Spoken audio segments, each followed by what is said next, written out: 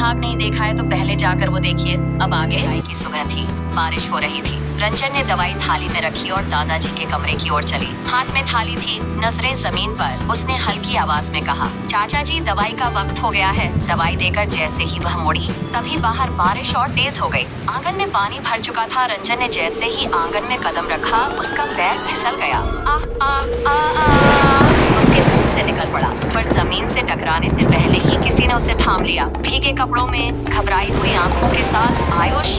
रंजन। आयुष ने कसकर उसका हाथ पकड़ लिया। वो पल मानो समय थम गया हो। रंजन की सांसें तेज थीं, उसके बाल भीग चुके थे। आयुष की हथेलियों में उसका कांपता हुआ हाथ। दादाजी घबरा गए। क्या हुआ बेटा?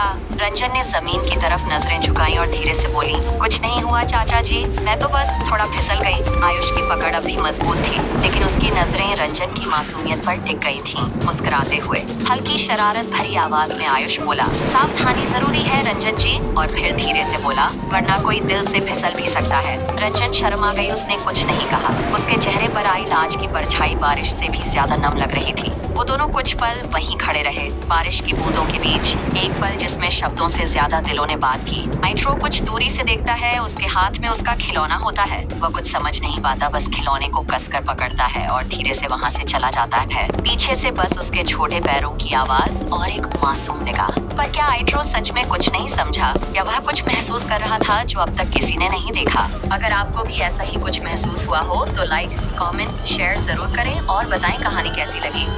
धन्यवाद।